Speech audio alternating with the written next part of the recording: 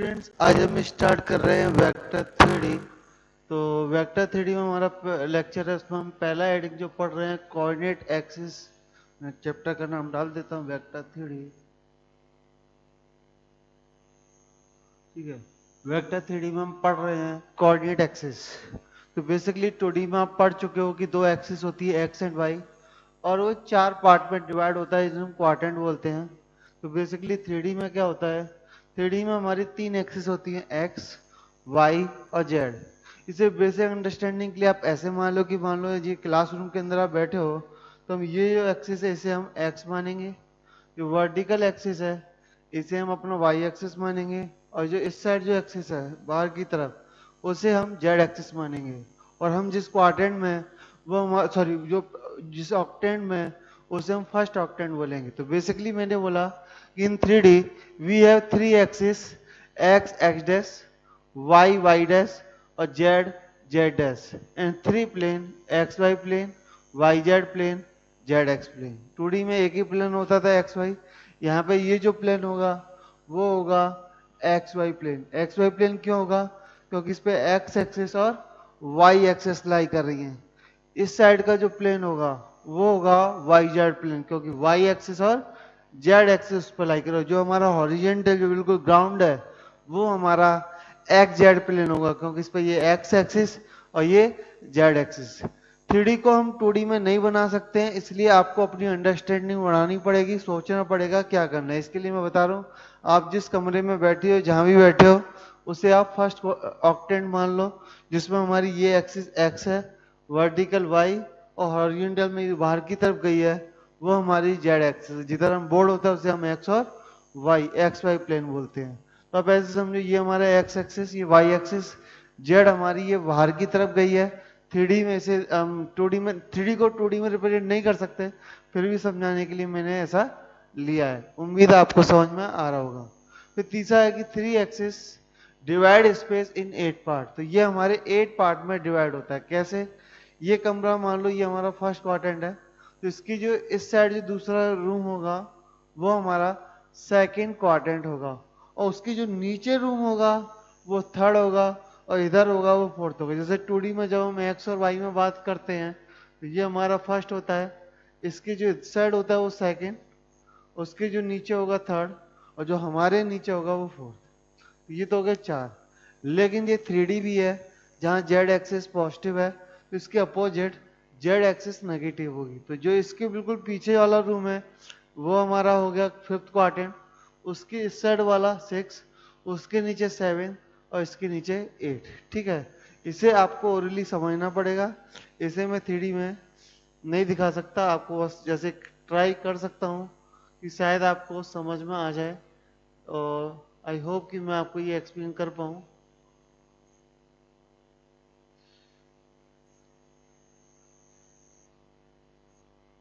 ठीक है, आप ऐसे समझिए, ये मैंने 3D में डायग्राम बनाने की कोशिश की है, शायद आपको समझ में आ जाए।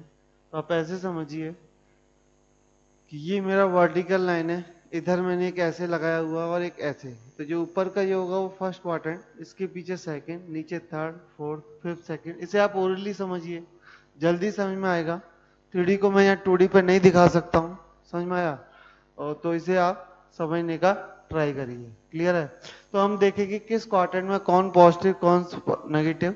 तो जब मैं 1 2 3 4 चारों की बात करूंगा तो जेड एक्सिस हमेशा पॉजिटिव रहेगी। तो पहले में जेड पॉजिटिव, सेकंड में जेड पॉजिटिव, थर्ड में पॉजिटिव, फोर्थ में पॉजिटिव, और बाकी चारों में जेड नेगेटिव रहेगी।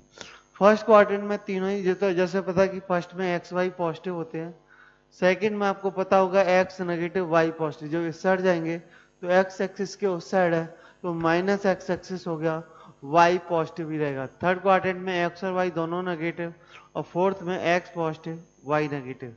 सिमिलरली फिफ्थ इसके पीछे है, इसके पीछे तो एक्स और वाई तो इसके पॉजिटिव ही रहेंगे, उस वाले में same minus plus, minus minus, plus minus. तो सबसे पहला काम आपको ये चीज अपने दिमाग में कैसे सेट करना है, इसे समझने का ट्राई करिए और इसे दिमाग में बिठाइए, ताकि आपको ये बेसिक अंडरस्टैंडिंग और छोटी छोटी बातें आपको समझ में आए। इसे नोट करिए। चलो आगे देखते हैं। तो हमने बोला कि 3D में जैसे हमने बताया 8 एक्सिस किस क्वाड्रेंट में कौन पॉजिटिव कौन नेगेटिव, उसके बाद coordinate of any point written as X Y Z.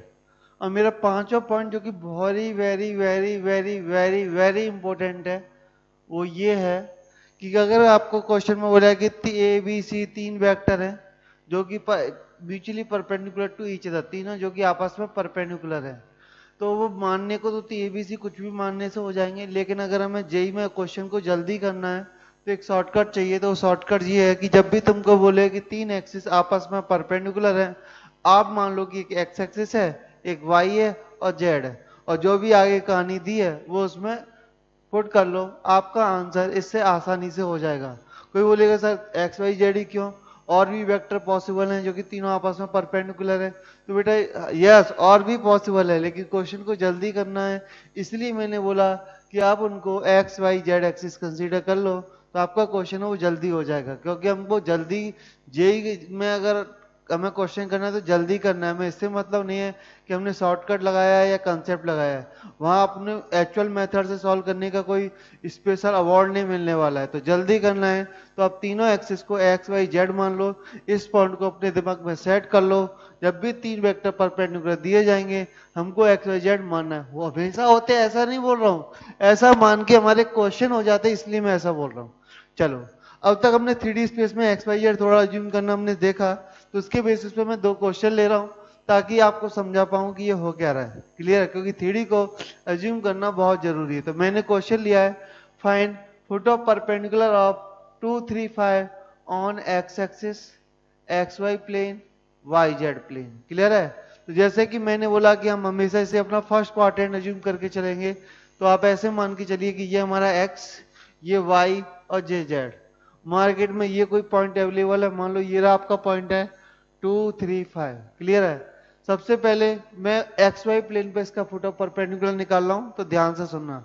तो एक्स वाई प्लेन मतलब सामने का प्लेन, क्योंकि ये हमारा एक्स है, ये मेरा वाई, तो इसका जो फुट ऑफ परपेंडिकुलर आएगा वो ये आएगा कि नहीं आएगा, तो ये क्या होगा, इस प्लेन पर जेड जीरो होगा। इस प्लेन पे क्या होगा, जेड जीरो होगा। तो इसके कोऑर्डिनेट कितने आ जाएंगे 2,3, क्योंकि इस प्लेन पर जेड नहीं होगा। तो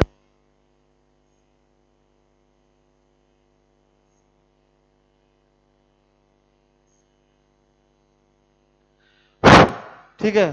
तो एक्स एक्सिस पे जो पॉइंट आएगा वो आएगा 2,3,0, क्योंकि एक्स वाई प्लेन पर जेड जीरो होता है। क्लियर है, इसे भी अब नोट में भी पढ़ लेंगे। वाई जेड प्लेन की बात करूं तो ये हमारा कोई पॉइंट है 2 3 5, तो सामने वाला जो प्लेन है वो वाई जेड प्लेन है। तो जब वाई जेड प्लेन पर 2 3 5 को आगे प्रोजेक्ट करोगे तो आपको एक्स एक्सिस का कोऑर्डिनेट वाई जेड प्लेन पर एक्स कितना होगा, जीरो, इसलिए ये कोऑर्डिनेट आ जाएगा 0,3,5।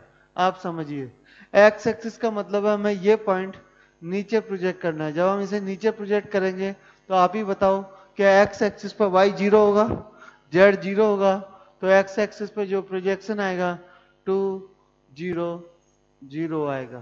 क्लियर है। इसे आप समझने का थोड़ा ट्राई करिए, ये अगर आपको समझ में आ गया तो हम बोल सकते हैं कि 3D आपके समझ में आ जाएगी। क्लियर है। एक्स एक्सिस का मतलब है जहां पर केवल एक्स कोऑर्डिनेट होगा, बाकी कुछ नहीं होगा।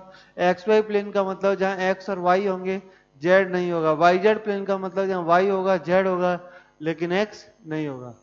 हमने समझने के लिए क्वेश्चन लिया है, आप वीडियो को पॉज करिए और इसे खुद से करने का ट्राई करिए कि आपको इसका क्या कितना पार्ट समझ में आता है। नहीं समझ में आए तो आप हमारा सॉल्यूशन जरूर देखिए। क्लियर है। तो उसने बोला एक कीवर्ड है, तो मैंने क्या किया, अपनी मर्जी से एक कीवर्ड बना दिया।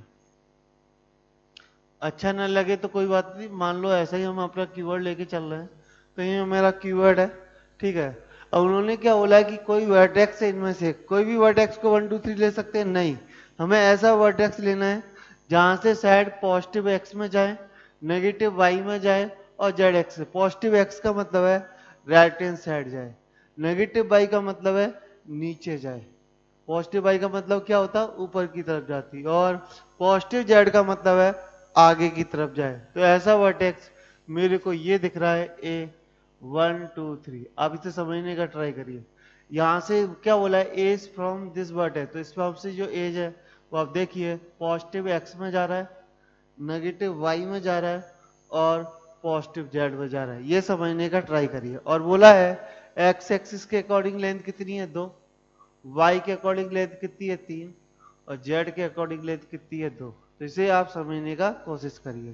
तो इसके जो 8 वर्टेक्स आएंगे A B C D E F G H, इन्हें आप समझते हैं क्या क्या। अगर ये वर्टेक्स 1, 2, 3 है तो एक्स एक्सिस में 2 और बढ़ा दिया जाए तो ये हो जाएगा 3, मैं ब्लू मार्कर ले लेता हूं, तो ये हो जाएगा 3, 2, 3। क्लियर है। अगर ये जेड में 2 बढ़ा दिया जाए तो 1, 2, 5। अगर y में 3 माइनस कर दिया जाए, 3 माइनस कर दिया तो 1, -1, 3। क्लियर है।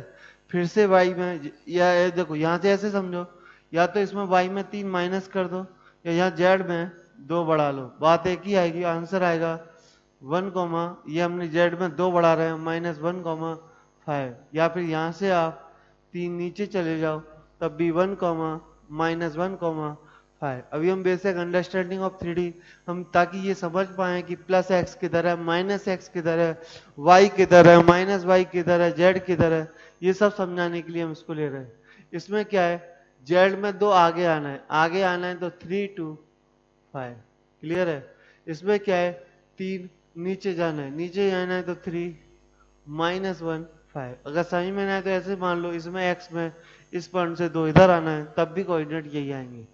अगर इसकी बात करें तो आप ऐसे मान के चलिए, यहां से -z डायरेक्शन में जाना है 2, यहां से 2 -z डायरेक्शन में जाना है तो ये आएगा 3, -1, 3। या ऐसे समझो यहां से 3 नीचे आना है, बात एक ही है। उम्मीद है ये 3D में आप थोड़ा सा समझ पा रहे होंगे कि मैं क्या बोलने का कोशिश कर रहा हूँ। ये 2 बेसिक अंडरस्टैंड क्वेश्चन लिए ताकि आप 3D को समझ पाए कि हो क्या रहा है, चल क्या रहा है 3D के अंदर। क्लियर है। तो इन्हें जल्दी से नोट करिए, हम और क्वेश्चंस करते हैं।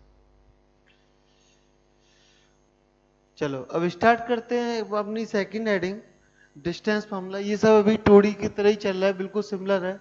अगर 2 पॉइंट ए बी दिए हैं, उनके बीच का डिस्टेंस हमें ए बी निकालना है। तो 2D में आपने पढ़ा था x1 x2 माइनस x1 का whole square plus y2 minus y1 का होल स्क्वायर। तो यहाँ तीसरा z का टर्म आ गया, चाहे z2 माइनस z1 लिखो चाहे z1 minus z2, whole square की वजह से इसमें कोई फर्क नहीं पड़ता है, ये आप अच्छी तरह जानते हैं। तो ए बी का ये फॉर्मूला आपके आगे रेडी हो गया। तो बस 2D के फॉर्मूले में z1 माइनस z2 का स्क्वायर ऐड कर दिया गया है। क्लियर है। चलो नोट पढ़ते हैं। तो तुमसे बोला जाए कि इसका ऑरिजिन से डिस्टेंस क्या होगा, तो आप ओरली बता सकते हो ऑरिजिन से distance X square plus Y square plus Z square होगा, क्योंकि x1 y1 z1 की जगह एक्स वाई जेड पुट कर दो, x2 y2 z2 की जगह 0 पुट कर दो। अब बात आती है कि इसका एक्स एक्सिस से डिस्टेंस कितना होगा, वाई एक्सिस से कितना होगा, जेड से कितना होगा, वाई एक्स वाई से कितना होगा, वाई जेड से कितना होगा, जेड एक्स प्लेन से कितना होगा। समझते हैं। अगर ये मान लो ये मेरा कोई पॉइंट है एक्स वाई जेड, कौन सा पॉइंट है, एक्स वाई जेड। अगर इस एक्स वाई जेड का मैं बात करूं कि इसका एक्स वाई एक्सिस से कितना डिस्टेंस होगा, तो आप समझिए एक्स वाई एक्सिस से इसका जो डिस्टेंस है वो जेड के बराबर आएगा। तो एक्स वाई एक्सिस से डिस्टेंस है वो जेड के बराबर है। चलो इसे ऐसे समझाते हैं, ये तुम्हारा वाई जेड प्लेन है। कैसा प्लेन है, वाई जेड। अगर मैं बोलूं कि वाई जेड प्लेन से इसकी परपेंडिकुलर डिस्टेंस क्या होगी, ठीक है, तो वाई जेड प्लेन से जो डिस्टेंस होगी वो एक्स के बराबर होगी। इसे आपको खुद समझना पड़ेगा। तो वाई जेड प्लेन से एक्स के बराबर, एक्स वाई से जेड के बराबर, और जेड एक्स प्लेन से हो जाएगी वाई के बराबर। जेड एक्स मतलब जो नीचे का जो प्लेन है वो जेड एक्स प्लेन है। तो समझिए अगर ये कोई पॉइंट एक्स वाई जेड है तो मैं बोलूँ कि इसकी जेड एक्स प्लेन से परपेंडिकुलर डिस्टेंस क्या होगी, तो आप ऑलरेडी बता सकते हो कि जितना वाई है उतनी ही डिस्टेंस निकल के आएगी। मोड इसलिए लगा दिया है ताकि डिस्टेंस हमेशा पॉजिटिव है। अब बात करते हैं कि इसकी एक्स एक्सिस से डिस्टेंस क्या आएगी। तो मैं सीधा जेड एक्सिस से मैं डिस्टेंस निकालने का ट्राई कर रहा हूं ताकि जेड एक्सिस का आप समझ पाओ। तो जेड एक्सिस से जो डिस्टेंस है, पहले तो आपको ये डिस्टेंस ट्रेवल करनी पड़ेगी वाई, और वाई के बाद ये डिस्टेंस एक्स आपको ट्रेवल करनी पड़ेगी। मतलब जेड पे जाने के लिए पहले वाई फिर एक्स। तो ये जो डिस्टेंस आएगी वो आएगी रूट के अंदर Y square plus X square. तो जेड एक्सिस से जो डिस्टेंस आएगी वो root X square plus Y square.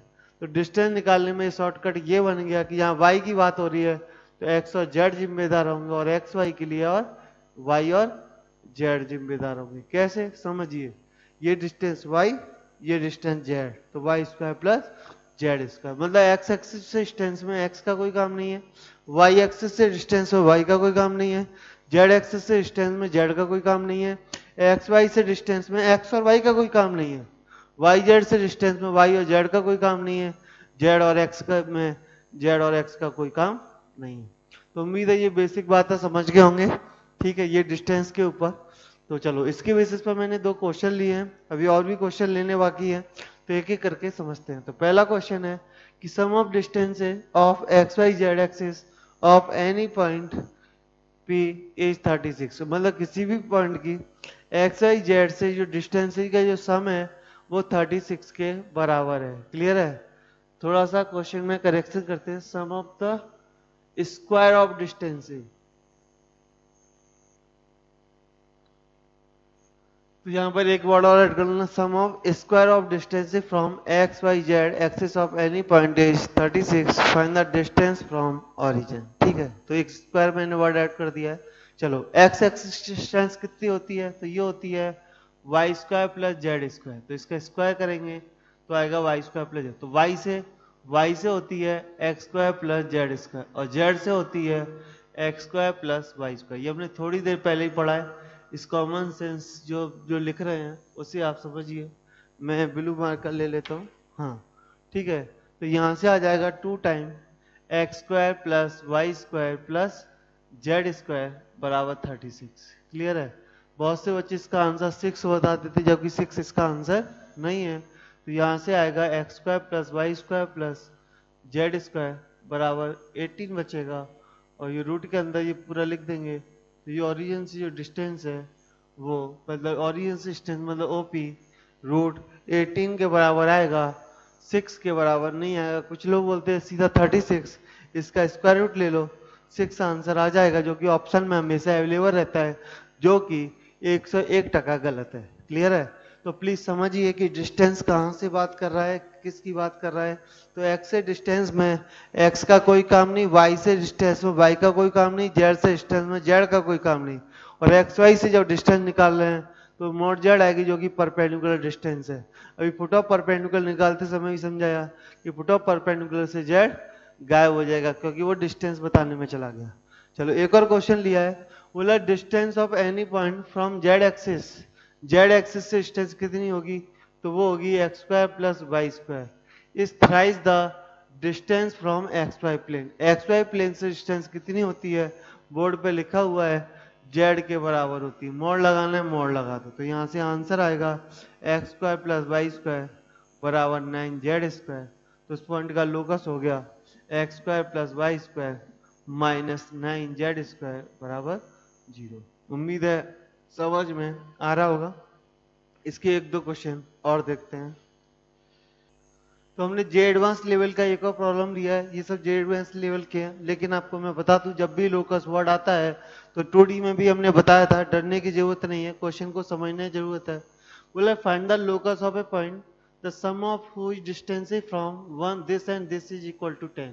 मतलब ऐसे पॉइंट का लोकस बताइए जिसकी इस 100 और -100 से डिस्टेंस का जो सम है वो 10 के इक्वल रहेगा। मतलब ऐसे रूट के अंदर आएगा ये, मैंने उस पॉइंट को एक्स वाई जेड ही मान लिया, 2D में एच के मानती तो एच के आर कुछ भी मानोगे फिर बाद में वही हमको एक्स वाई जेड रखना है, तो सीधा हमने डायरेक्टली एक्स सीधा उसे एक्स वाई जेड ही लेके चलना है। उसकी 1,00 से डिस्टेंस और -1,00 से जो डिस्टेंस है ये सम क्वेश्चन में बोला है 10 के बराबर है। क्लियर है?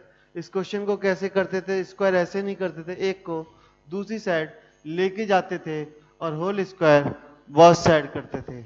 आपको याद होगा, अच्छी बात है, नहीं याद है और अच्छी बात है। तो 10 माइनस रूट के अंदर ये तो आ गया, स्क्वायर बहुत साइड किया तो ये आएगा x -1 का square plus Y square plus Z square. यहाँ पर आएगा 100 प्लस x -1 का whole square plus Y square plus Z square -20 time root के अंदर x -1 का whole square Y square Z square, ठीक है। A square plus B square minus 2ab, ठीक है। 2a की वैल्यू 10, b की वैल्यू ये पूरा ब्रैकेट, क्लियर है। होगा क्या, वाई स्क्वायर जेड स्क्वायर से Y square Z square cancel, यहाँ पर आएगा ये x square plus 1 minus 2x, यहाँ पर आएगा 100 plus X square plus 1 minus 2x minus 20 time कुछ तो बचेगा, होगा क्या एक्स स्क्वायर प्लस 1, सॉरी यहाँ कुछ यहाँ प्लस का आएगा ये, ठीक है। तो एक्स स्क्वायर प्लस 1 ये प्लस का आएगा कैंसिल, इस साइड लाएंगे तो इधर आएगा माइनस का 100 माइनस का 4x बराबर माइनस 20 टाइम रूट के अंदर जो भी आपका बचा हुआ है, क्लियर है। अब क्या करो, स्क्वायर बहुत साइड माइनस माइनस सारे कैंसिल हो जाएंगे, स्क्वायर करने पर ये आएगा 16x स्क्वायर प्लस 100 का स्क्वायर में 2 जीरो बढ़ जाएंगे प्लस 2e के नाम पे हो जाएगा 800x बराबर आएगा 20 का स्क्वायर 400 और अंदर आएगा X square plus 1 plus 2x plus Y square plus Z square. इससे क्या होगा, इससे होगा ये 800x ये 800x कैंसिल हो जाएंगे। तो अब देखते हैं क्या क्या बचेगा, तो क्या क्या बचेगा, 16 को उधर माइनस करो तो 400 में से 16 अगर मैं माइनस कर दूं तो बचेगा 384 X square plus plus 400 Y square plus 400 Z square बराबर में 1 0 0 0 0।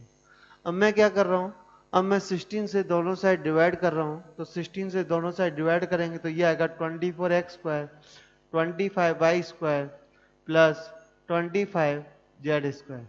25 से इसे डिवाइड करेंगे तो 16 से, सॉरी इसे भी डिवाइड करना है तो 16 से 100 6 टाइम बचेगा, देखो कुछ गड़बड़ है, यस।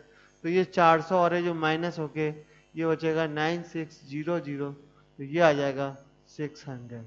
ये आएगा लोकस उस पॉइंट का जिसकी इन दोनों पॉइंटों से डिस्टेंसेज का सम 10 के बराबर है। तो ये अच्छा सा प्रूफ आपके समझ में आया होगा, इसे नोट करिए और एक दो क्वेश्चन देखते हैं।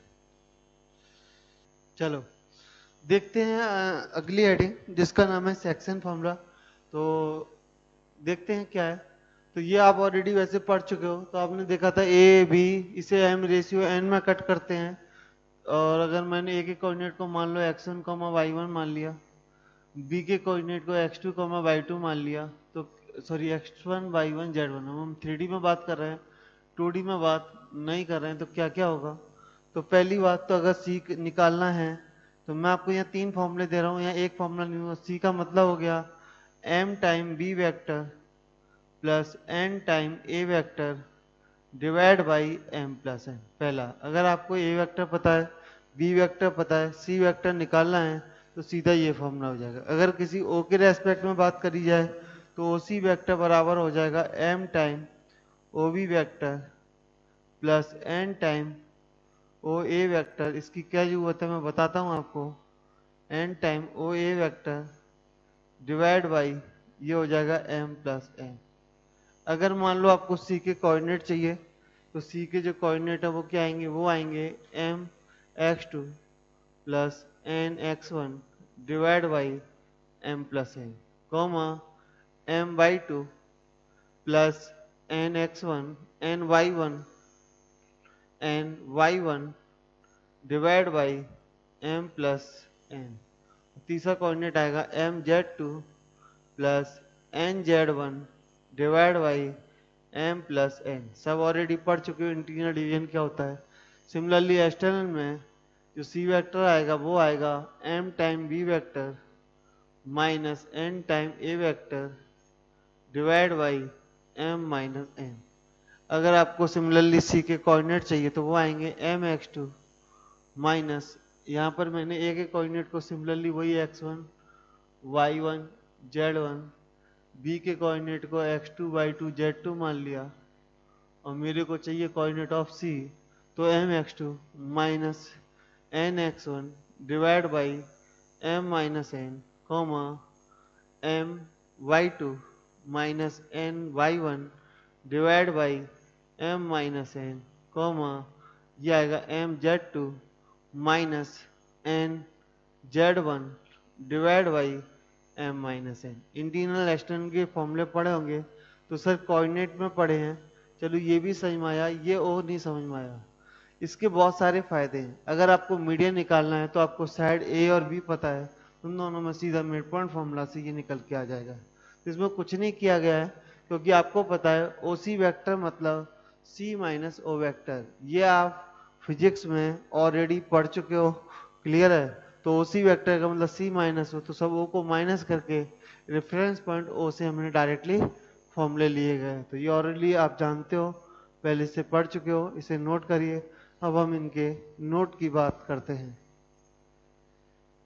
चलो तो सेक्शन प्रॉब्लम में आगे बढ़ते हैं। अगर आपको ये सब हमने 2D के पॉइंट्स हैं तो ज़्यादा एक्सप्लेन करने की जरूरत नहीं है, 2D में हमने बहुत डिटेल में पढ़ा था, इन्हें हम शॉर्ट में बता रहे हैं कि जैसे दो point x1 y1 z1 x2 y2 z2 आपको दिवन है, तो मिड पॉइंट आपको पता है x1 plus x2 upon 2 y1 plus y2 upon 2 और z का भी आप समझ गए होंगे। ट्राई सेक्शन की बात होगी, जब भी हमारे ट्राई सेक्शन की बात होगी तो ट्राई सेक्शन में हम रेशियो 2:1 और 1:2 लेंगे। तो ट्राई सेक्शन के लिए हमेशा दो आंसर आते हैं, जो भी ऑप्शन वहां मैच करा सकते हैं। अब आता है ratio in which line joining A and B divide by, line joining A and B divide by. तो जब भी एक्स वाई प्लेन की बात हो रही है, किसकी बात हो रही है, किसकी बात हो रही है, एक्स वाई प्लेन की। तो ये 3 पॉइंटों को हम यहाँ से गायब करते हैं फिलहाल, ठीक है। जब भी हमारी एक्स वाई प्लेन की बात हो रही है तो क्या होगा, एक्स वाई प्लेन से जो डिस्टेंस का रेशियो वो माइनस z1 अपॉन z2 होगा। याद करो वहां भी जब भी एक्स एक्सिस से बोलते तो माइनस y1 अपॉन y2, तो एक्स वाई प्लेन से आएगा minus z1 upon z2। Y Z plane से, वाई जेड प्लेन से आएगा माइनस x1 अपॉन x2 और जेड एक्स प्लेन से आएगा माइनस y1 अपॉन y2। अगर तुमसे बोला जाए कि A X plus B Y plus C Z plus D कोई प्लेन है, A X plus B Y plus C Z plus D बराबर 0 कोई प्लेन है, तो क्या होगा, मैं आपको बता दूं माइनस। हमें बताया गया था, एक बार पहला पॉइंट पुट करिए, वहां पर हमने ये पॉइंट लाइन के रेस्पेक्ट में हमने 2D में पढ़ा था, तो ये बिल्कुल 2D का डुप्लीकेट पार्ट ही है। तो हमने इस बार प्लेन के अंदर ये दो पॉइंट रख दिए। प्लेन की इक्वेशन क्यों है, ये हम प्लेन के अंदर पढ़ेंगे, अभी के लिए बस मान लो ऐसा होता है।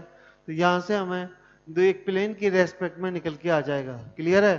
तो ये हमारे इंपॉर्टेंट पॉइंट हैं जो एक एक करके आप लिखते जाइए। इसके अलावा मैं और पॉइंट लिखता हूँ। चलो तो थ्योरी के नाम पर हम दो पॉइंट पढ़ते हैं। दूसरा पॉइंट है x1 y1 z1 x2 y2 z2 और x3 y3 z3।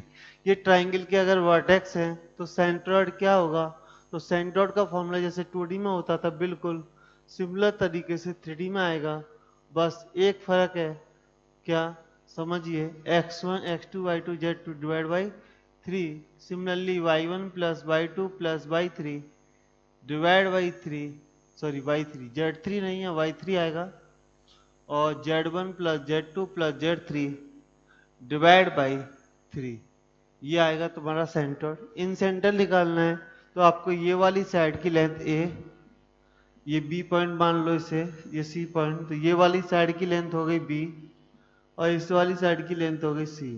तो इन सेंटर आएगा तुम्हारा a x1 plus b y1 plus c, sorry a x1 b x1 c, sorry b x2 plus c x3 divide by a plus b plus c।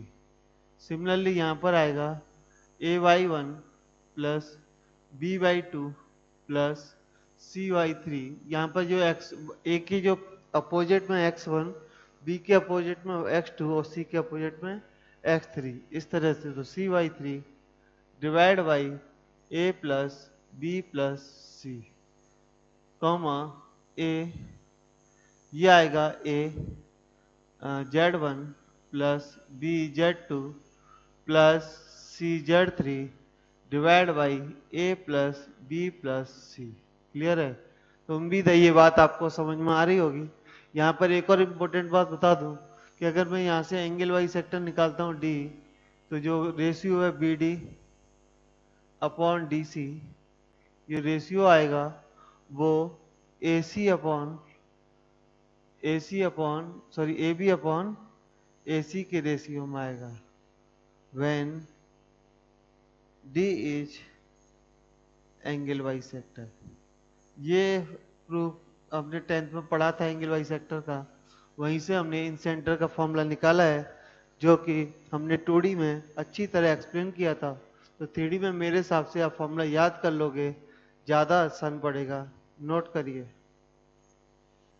चलो, तो अगला point है tetrahedron. तो ये मान के चलिए ये आपका एक टेट्राहेड्रॉन दिया है। टेट्राहेड्रॉन का मतलब आप जानते ही हैं, ये हमारी शेप है टेट्राहेड्रॉन। मान लो ग्राउंड पर ट्राइंगल है, ऊपर एक वर्टेक्स है, उससे तीनों ट्राइंगल के वर्टेक्स पे एक लाइन ड्रॉ की गई है। इसके वर्टेक्स मैंने सिमिलरली वही x1 y1 z1 z1 x2 y2 z2 a b c d x2 y2 z2 x3 y3 z4 x4 y4 z4। अगर मैं इसके वर्टेक्स मान लूँ तो इसका जो सेंट्रोइड आएगा वो डायरेक्टली मैं बता रहा हूँ x1 plus x2 plus x3 plus x4 divide by 4, यही निकल के आएगा। कॉमा y1 प्लस y2, या मैं सीधा लिख रहा हूँ sigma y1 divide by 4, comma sigma z1 divide by 4, यही निकल के आएगा। कैसे निकल के आता है समझाता हूँ। नीचे जो ट्राइंगल का सेंट्रोइड है वो तुमको पता है x1 plus x2 plus x3 divide by 3, y1 plus y2 plus y3 divide by 3, z1 plus z2 plus z3 divide by 3 होता है। तो जो ऊपर से लेके नीचे तक की जो लाइन है, नीचे का सेंट्रोइड मुझे पता है, जो ट्राइंगल का सेंट्रोइड है ये मुझे पता है x4 y4 z4। तो इस वाली लाइन पे जो सेंट्रोइड लाई करता है वो 3:1 में होता है। किस रेशियो में होता है? 3:1। तो 3 का मल्टीप्लाई नीचे, 1 का ऊपर। मतलब आप ये बोल सकते हो कि यहाँ इस वर्टेक्स और इसको मिलाने वाली लाइन पे जो सेंटर्ड है वो 3:1 में डिवाइड करता है। ये प्रॉपर्टी है टेट्राहेड्रॉन की, तो फिर कभी देखेंगे इसे। तो इससे यहाँ पर सेंटर्ड का फॉर्मूला ये निकल के आएगा। तो थ्योरी हमारी सेक्शन फॉर्मूला की यही खत्म होती है। प्रैक्टिस के लिए कुछ क्वेश्चन ले लेते हैं, ठीक है। तो अपनी बात को समझाने के लिए हमने एक क्वेश्चन लिया है। एक क्वेश्चन में हमने मल्टीपल पार्ट्स लिए हैं ताकि अपनी बात समझा पाए। तो पहला है कि ratio in which A B divide by X Y plane. तो एक्स वाई प्लेन का बताया था -z1 अपॉन z2। तो z1 की वैल्यू कितनी है? 0। सॉरी, तो एक काम करते हैं, यहाँ पर z 0 है तो मैं x